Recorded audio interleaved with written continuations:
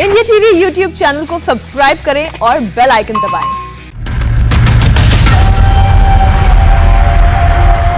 आप देख रहे हैं मुकाबला, और जो बड़ा सवाल आज हम आपके सामने रख रहे हैं, क्या हिंदुस्तान में कोरोना की तीसरी वेव के लिए केरल की सरकार पूरी तरह से जिम्मेदार होगी? क्योंकि आज हिंदुस्तान में 40,000 के आसपास प्रतिदिन कोरोना पॉजिटिव केसेस आ रहे हैं, जिसमें से 22,000 सिर्फ केरल से आ रहे हैं। और यह सब कुछ इसलिए हुआ क्योंकि तुष्टीकरण की राजनीति के तहत केरल सरकार ने बकरीद के मौके पर 18 से 20 जुलाई तक हर तरह के रोक से अपना हाथ पीछे खींच लिया था। सुप्रीम कोर्ट की नसीहत भी किसी भी तरीके से काम ना आई। तो क्या तुष्टीकरण कोरोना की तीसरी वेव को लेकर अब पूरे हिंदुस्तान में आ रहा है? इसी पर करने जा रहे हैं हम चर्चा।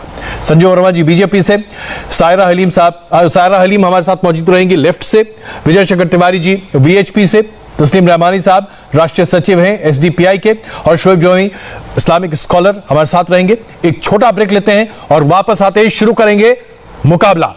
आज मुकाबला का बड़ा मुद्दा यही है कि जब कावड़ यात्रा की बात आ रही थी तो कहा जा रहा था कि इसे रोकना चाहिए क्योंकि यह कोरोना सुपर स्प्रेडर बन सकता है। लेकिन जब बकरीद का मौका आता है और केरल की सरकार को सुप्रीम कोर्ट की नसीहत भी जाती है, लेकिन बकरीद के वक्त केरल सरकार किसी तरह के कोई निबंधन को लागू नहीं करती।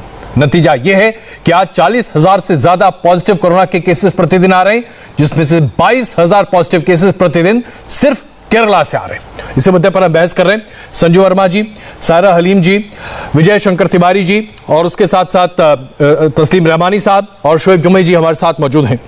मैं सबसे पहला सवाल संजय वर्मा जी आपसे ले रहा हूं।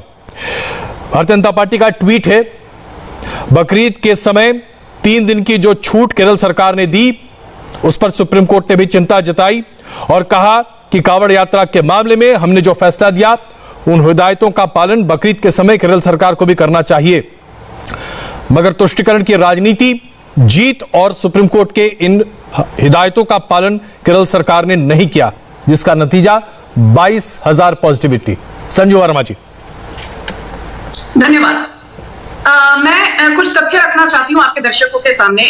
आपने अपने इंट्रोडक्शन में यह स्पष्ट कर दिया है कि आज देश में लगभग 50 से 51% से ऊपर जितने भी नए केसेस कोविड के आ रहे हैं वो केरल से आ रहे हैं। पहली बात। दूसरी बात, सिर्फ नए केसेस तक बात सीमित नहीं है। जो ज्यादा चिंताजनक विषय है वो ये है कि आज भारत में टोटल एक्टिव केस लोड जो है वो लगभग 4 लाख केसेस हैं और 1,45,000 केस तो सिर्फ केरल से आ रहे हैं। मतलब केरल का एक्टिव केस लोड 1.45 लाख है, जो कि बहुत ज्यादा चिंता का विषय है।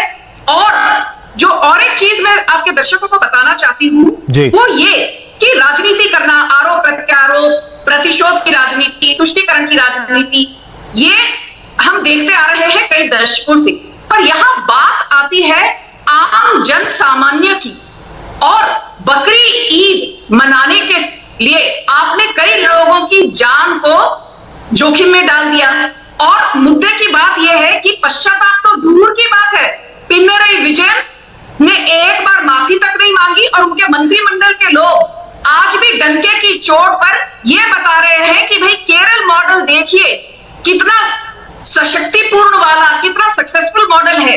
जबकि बात यह है कि केरल मॉडल पूरी तरह से विफल हो चुका है, पूरी तरह से फेल हो चुका है। इसका जवाब सायरा जी दे रही हैं। सबसे अहम बात ये देखिए, सबसे अहम बात केरल का टेस्ट पॉजिटिविटी रेट 13% है। कौन बात कर रहा है जी? एक सेकंड आप संजू जी आपने अपनी बात रखी, सायरा जी अपनी बात रख रही। सायरा जी प्लीज। देखिए, सबसे पहले ये बहुत स्पष्ट होना चाहिए बात कि क्या मायने होता है कि एक एसर्टेन होता है कि एक स्टेट में कोविड केसेस इंक्रीज हैं या नहीं है। तो जो रिपोर्टेड इन्फेक्शंस होते हैं वो बहुत चीजों पे निर्भर करते हैं कि सर्विलेंस का जो इफेक्टिवनेस है उसका क्या टूल यूज हुआ है, ट्रैकिंग कैसी है, ट्रेसिंग कैसा है, टेस्टिंग क्या है उस राज्य में। और यहाँ पे जहां पे भी एक बहुत बड़ी वेरिएबिलिटी सामने आती है वो अलग अलग क्षेत्र में, तो ये इस तरह का जो अगर हम कंपैरिजन करते हैं तो ये एक स्पष्ट रूप से एक कंपैरिजन ठीक नहीं है, क्योंकि मैंने आपको ऑलरेडी समझा चुकी हूँ कि लेकिन अभी मौका नहीं है छूट देने की, उसके बावजूद छूट दी जाती है, ये तुष्टिकरण नहीं तो क्या है?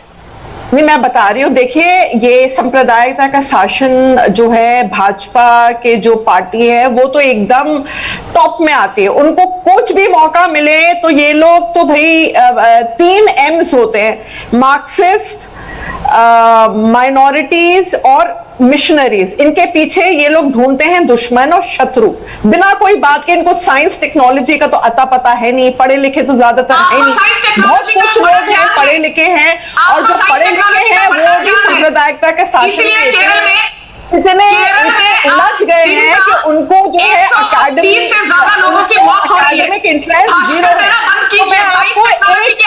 है। आप संजू शर्मा जी, संजू वर्मा जी, आप सुनिए मेरी बात, मैं कह रही हूँ आप मेरी बात समझिए। एक चलिए मैं जरा विजय जी को शामिल कर रहा हूं।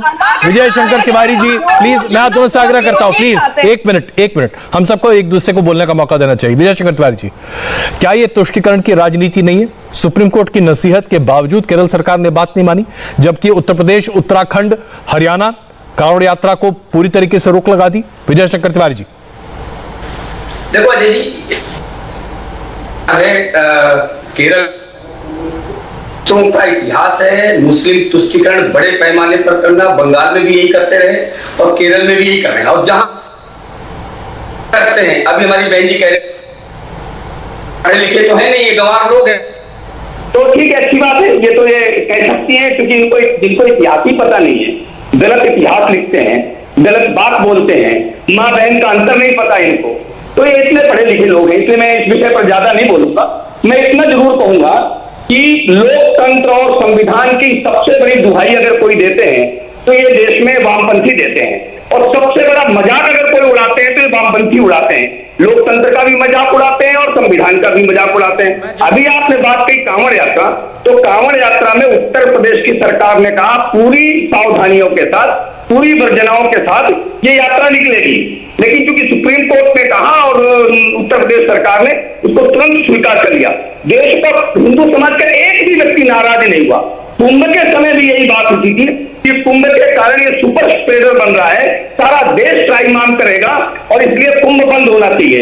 साधु संतों ने, देश के प्रधानमंत्री ने अपील की, साधु संतों ने तुरंत उसको मान्यता दी और वो कुंभ समाप्त किया गया। यानी देश की चिंता अगर करनी है तो ये बात माननी पड़ेगी। इनको देश की आवश्यकता नहीं है, इनको तो केवल अपना एक वोट बैंक बनाकर रखना है, उसमें धार में। तस्लीम रहमानी जी, 42,000 में 22,000। बिल्कुल, मैं अब जरा तस्लीम रहमानी जी को शामिल करूं। तस्लीम रहमानी जी, ये बात तो जग जाहिर है कि बहुत सारे लोग ये मानते हैं कि कुंभ सुपर स्प्रेडर था। अगर कुंभ सुपर स्प्रेडर है तो फिर बकरीद जो केरल में मनाई गई खुलेआम पूरी छूट के साथ, ये सुपर स्प्रेडर नहीं है क्या? मुझे बड़ी शर्म आती है इस किस्म के मौज़ूआत पे इतना अनसाइंटिफिकली हम लोग बात करते हैं और कम्युनली बात करते हैं पेंडेमिक को कंट्रोल करने के लिए। आप ही सब लोग थे, आपको अभी भी शायद शर्म नहीं आई कि तबलीगी जमात को फर्स्ट वेव के लिए आपने सुपर स्प्रेडर बताया और तमाम कोर्ट्स ने उसको खारिज करके शर्म दिलाई सरकार को भी और मीडिया को भी। आज यूएस में और जापान में उतने केसेस आए हैं जितने पिछली वेव, दोनों वेव में नहीं आए थे, इतने केस बढ़े। वहां कौन सुपर स्प्रेडर बन गया? हम लोग को साइंटिफिकली बात करनी चाहिए। अभी भी केरल में जो मोर्टेलिटी रेट है वो 0.5% है, पूरे देश में सबसे कम है। अभी जो वैक्सीनेशन का ड्राइव उन्होंने चलाया, हालांकि पिछले 4-5 दिन से उनको वैक्सीन नहीं दिए जा रहे, लेकिन देश में सबसे ज्यादा वैक्सीनेटेड कोई है तो वहां है। तो आज गई है सेंट्रल गवर्नमेंट की टीमें स्टडी करने के लिए कि क्यों वहां केसेस बढ़ रहे हैं। इससे पहले जाना चाहिए था, और हम यहाँ बैठ के डिबेट कर रहे हैं कि सुपर स्प्रेडर। चलिए, इसका आपका जवाब संजू जी दे रही है, आपका जवाब संजू जी दे रही है रहमानी साहब जी। संजू जी प्लीज, नतीजा इस डिबेट से क्या निकालना चाहते हैं? संजू जी आपका जवाब दे रही है ना, नतीजा अपने आप निकलेगा। संजू जी, ये सिर्फ प्रोपेगेंडा और नफरत फैलाने और हिंदू मुस्लिम करने का काम करना चाहते हैं आप इस डिबेट्स के जरिए। चलिए संजू जी प्लीज जवाब दीजिए। अजय जी, जो लोग यहाँ पर बैठकर बोलते हैं कि मोदी सरकार साइंटिफिक नहीं है, उनको याद दिला दूं, इनके कुरान में बोला गया है कि जन्नत में यू विल गेट 72 वर्जिन, यदि आप जन्नत चाहते हैं। 72 हूर की दुहाई दी जाती है। श्लोक सुनने के लिए नहीं बैठा हूं अजय जी। इनसे कहिए कि जरा पढ़े लिखे की तरह से बात करें। ये मौजूद नहीं है कि मैं यहाँ पुराण और गीता के श्लोक सुनो बैठ के। साइंटिफिक बात कीजिए, स्टैटिस्टिक्स की बात कीजिए, कोरोना की बात कीजिए। आप जरा पहले कोविड की बता दीजिए, कोविड की फुल बता दीजिए, बताइए कोविड किसे कहते हैं। अरे आप अजीब नहीं किसी भी पब्लिक डिबेट यहाँ पर गाली दी अबाउट कोविड। इसलिए हम कहते हैं कि ज्यादा केयरलेस हैं, केयरलेसली अनसाइंटिफिक, केयरलेसली इनह्यूमनली। चलिए आप कहते हैं कि अनसाइंटिफिक है। चलिए एक सेकंड। अच्छा चलिए, आपको लगता है कि संजू जी जो बात करी वो अनसाइंटिफिक है। विजय जी की बात तो आपको साइंटिफिक लगनी चाहिए। संजू जी, मैं एक सेकंड विजय जी को शामिल कर रहा हूं। विजय जी साइंटिफिक बात सुनना चाहते हैं रहमानी साहब, प्लीज जरा साइंटिफिक बात बता दीजिए। मैं देखो ऐसा है रहमानी साहब, मैं गांव का आदमी हूँ। रहमानी साहब मैं शुद्ध रूप से गांव का आदमी हूँ, किसान का बेटा हूँ। पता नहीं पढ़ा लिखा क्या होता है मुझे पता नहीं है, लेकिन इतना पता चल गया रहमानी साहब आप कितने पढ़े लिखे। यानी केरल में 22,000 केस आ रहे हैं और सारे देश में 42,000 केस हैं, उसमें 22,000 केरल में है। यानी जो आपको ये कहेगा कि बकरीद मनाने के बाद ये 22,000 केस बढ़े, उसको आप अनपढ़ कह देंगे। यानी सारे देश को आप अनपढ़ कह देंगे। ये सारा देश देख रहा है, आप साइंटिफिक बात कर रहे हैं। ये बताइए 22,000 केस है कि नहीं है, और ये 22,000 केस बढ़े तो कैसे बढ़े? आप पढ़े लिखे जरा बताइए ना, आप पढ़े लिखे बताइए, जरा साइंटिफिकली बता दीजिए हमें। हम तो अनपढ़ आदमी है, किसान के बेटे हैं, गांव के आदमी हैं। आप ऐसा कह सकते हैं रहमानी साहब क्योंकि आप शहर में पढ़े लिखे हैं और आपके ऊपर पूरी कांग्रेस सरकार की इनायत रही है, आपके ऊपर बड़ा असर आया, आपको पढ़े लिखे हैं। वो सच्चर कमेटी ने बता दे। मैं इशू को डेविएट करना पसंद नहीं करता। हम शोएब जमी जी, शोएब साहब बहुत सीधी सी बात है। आप चाहे फर्स्ट वेव का एग्जाम्पल देख लें, जब फर्स्ट वेव हिंदुस्तान में आ रहा था उस वक्त भी 10% से ज्यादा केस सिर्फ केरल में थे। सेकेंड वेव में भी, आप कहेंगे तो मैं डेट के साथ तमाम डेटा आपको दे दूंगा, सेकेंड वेव में भी जनवरी फरवरी के महीने में 10% के आसपास केसेस केरल से आ रहे थे। थर्ड वेव की शुरुआत की बात कही जा रही है, 50% केसेस केरल से आ रहे हैं। क्या आपको नहीं लगता कि केरल में कुछ ना कुछ तो गड़बड़ है? देखिए अभय जी, कल जब भारतीय जनता पार्टी के प्रवक्ताओं ने प्रेस कॉन्फ्रेंस किया और केरल को जिम्मेदार ठहराया तो मुझे लगा कि एक बहुत घटिया किस्म की राजनीति की शुरुआत हो गई है। क्या इस तरह के प्रेस कॉन्फ्रेंस उस वक्त नहीं हो सकता था जब कोरोना के दूसरी वेव में पूरा देश त्राहिमाम कर रहा था और गंगा में लाशें बह रही थी? उस वक्त में 28 लाख लोगों को कुंभ में जमा किया गया और उसके लिए मुख्यमंत्री तब को बदल दिया गया और दूसरे मुख्यमंत्री को लाया गया, फिर उनको बदल दिया गया। क्या इस देश ने नहीं देखा कि दूसरे वेव के दौरान में एक सेकंड पॉज कीजिएगा शोएब जमी साहब, मैं आपको पॉज करने के लिए कह रहा हूं। 18 जुलाई से 20 जुलाई तक जिस तरह से बकरीद पूरे केरल में मनाई गई है उसकी निंदा आपने की। 18 जुलाई से 20 जुलाई तक जिस खुलेआम तरीके से बकरीद केरल में मनी है, क्या उसकी निंदा आपने की? फोटो दिखाइए, एक क्लिप दिखाइए। मैं जवाब देना चाहूंगी। एक क्लिप दिखाइए। बकरीद में 28 लाख लोग एक जगह जमा नहीं होते। आप मुझे सिर्फ इतना बताइए ना, बिना रिस्ट्रिक्शन के देश ने मनाया और बिना रिस्ट्रिक्शन के बकरीद मनाना सही है? प्रधानमंत्री ने, मैं पूछ रहा हूं आपसे, सुप्रीम कोर्ट की चिंता क्या किसी मायने की नहीं है? सर घर पे बकरीद, सुप्रीम कोर्ट की चिंता बेमायने है? घर पे मनाई जाती है भाई जी, आपको पता होना चाहिए। 28 लाख लोगों को एक साथ जमा नहीं किया हमने। चलिए संजू वर्मा जी जवाब दे रही हैं आप। संजू वर्मा जी, 1000 लोग एक साथ नहीं। चलिए जमई साहब हम समझ गए आप क्या कह रहे हैं। अब जरा संजू जी को आपका जवाब देने दीजिए, सुनिएगा प्लीज। संजू जी, संजू जी कितनी पढ़ी लिखी है उदाहरण हमने देख लिया जब वो 16,000 करोड़ को 16 लाख कह रही थी। जमई साहब हम सब यहाँ पढ़े लिखे हैं, प्लीज 16,000 करोड़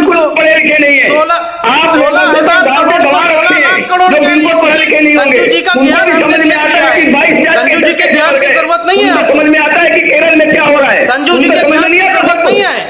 करोड़ों बकरों का खून बहाया आपने, केरल में पर्यावरण से क्या हो रहा है? ये आपको समझ नहीं आता। गंगा में बैठने की लाशों की बात कीजिए, हजारों हजार लाशें गंगा गई, आपने जवाब नहीं दिया। लाखों से आपने कफन जवाब नहीं दिया।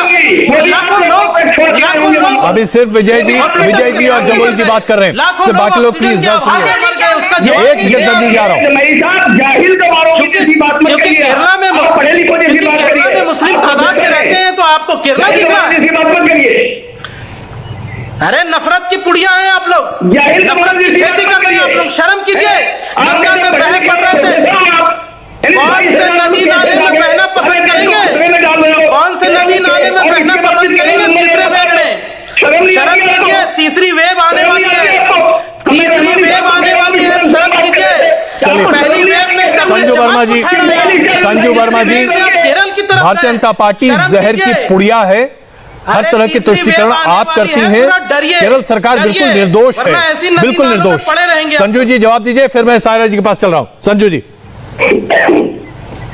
पहली बात तो ये कि यहाँ पर ये जो शोएब जमील मेरे पर पर्सनल टिप्पणी कर रही हूँ, तो मैं कर रहे हैं, मैं इनको बता दूं, मुझे आप ज्ञान मत दीजिए। 16,000 और 16 लाख करोड़ का आपके कपिल सिब्बल ने जीरो लॉस थ्योरी के बारे में बात की थी, और आपके राहुल गांधी ने एस्केप वेलोसिटी के बारे में।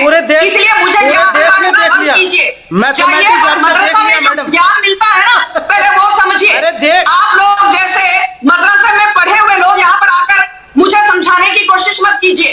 आप हो कौन? आपके कुरान में लिखा जाता है, यू विल गेट 72 हूर्स। देश जानता है। चुप रहिए, चुप रहिए, मैं मुद्दे पर बात करना चाहती हूँ। अजय जी, क्या मैं मुद्दे पर बात कर सकती हूँ? जमाई साहब व्यक्तिगत टिप्पणियां मत कीजिए प्लीज।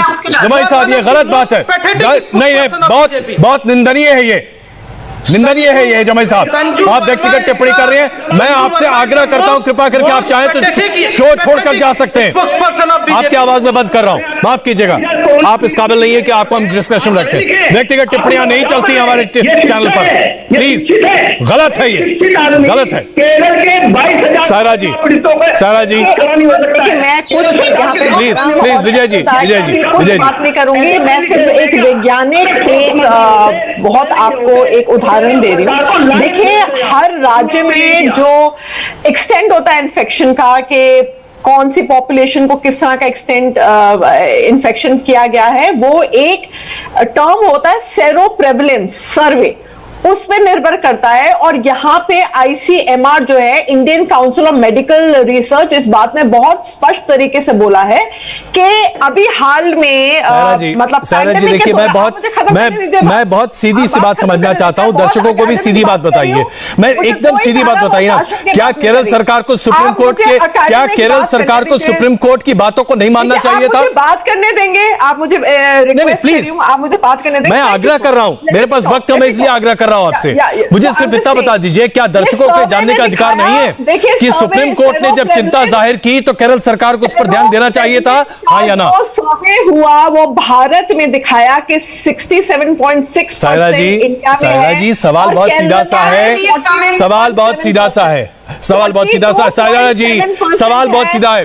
सुप्रीम कोर्ट ने जब चिंता जताई, क्या केरल सरकार को सुनना चाहिए था, हाँ या ना? बताइए, केरला ने अपने तरीके से एक बहुत। सायरा जी, आप जवाब क्यों नहीं देना चाहती हैं? क्यों भाग रही हैं आप जवाब से? आ रहा हूं संजू जी, एक मिनट। सायरा जी, आप क्यों भाग रही हैं जवाब देने से? सुप्रीम कोर्ट की चिंता क्या केरल के लिए महत्वपूर्ण नहीं थी, हाँ या ना? महत्वपूर्ण थी या नहीं? मुझे आपने बोलने का मौका ही नहीं दिया। चलिए संजू जी, आखिरी 30 सेकंड मेरे पास, वो आपके लिए, प्लीज। जी, पहली बात तो ये कि केरल आज भारत के जितने कोविड के नए केसेस आ रहे हैं, उसका 50 से ज्यादा प्रतिशत केरल से आ रहा है। दूसरी अहम बात, बकरी ईद के बाद मल्लपुरम, जो एक मुस्लिम डोमिनेटेड डिस्ट्रिक्ट है, मल्लपुरम में कहा जाता है 93%, 93% राइज हुआ कोविड के केसेस का। तीसरी और अहम बात कि उत्तर प्रदेश की जनसंख्या क्या है, 24 करोड़, और यहाँ टेस्ट पॉजिटिविटी रेट क्या है, 0.01%। केरल की जनसंख्या क्या है, 3 करोड़, और यहाँ टेस्ट पॉजिटिविटी रेट क्या है, 13%। उत्तर प्रदेश की जनसंख्या के मुकाबले केरल की जनसंख्या इतनी कम है, और उसके बावजूद 16,000 लोग मर चुके हैं। और यहाँ पर शोएब आलम जैसे लोग जो जिहादी हैं ये आकर भारतीय जनता पार्टी के खिलाफ अनाप शनाप बोलते हैं। मैं कैसी स्पोक्स पर्सन हूं, इसका सर्टिफिकेट मुझे आप जैसे मदरसा की सरकार नहीं है। चलिए, आप सबका बहुत धन्यवाद इस चर्चा में शामिल होने के लिए। मेरे पास वक्त इतना ही था आज, लेकिन इसमें कोई शक नहीं है कि सुप्रीम कोर्ट ने जब अपनी चिंता जाहिर की थी, खुलेआम जाहिर की थी, अपने आदेश में जाहिर की थी, केरल सरकार को इस पर ध्यान देना ही चाहिए था। अगर थर्ड वेव बड़े पैमाने पर देश में आता है और उसमें केरल की भूमिका पर भविष्य में चर्चा होगी, तो यह बात उठेगी कि केरल सरकार ने बड़े पैमाने पर तुष्टीकरण के तहत लापरवाही की। कोरोना की थर्ड वेव के खतरे के बीच सियासी जबरदस्त उछाल भी है। बंगाल की मुख्यमंत्री ममता बनर्जी दिल्ली में है, 2024 के लिए मोदी विरोधी मोर्चा तैयार कर रही है। लेकिन सवाल यह है कि इस मोर्चे की कमान किसके हाथ में होगी? इस सवाल पर होगा आज का कुरुक्षेत्र 6:20 पर। फौरन लौटते हैं छोटे से ब्रेक के बाद।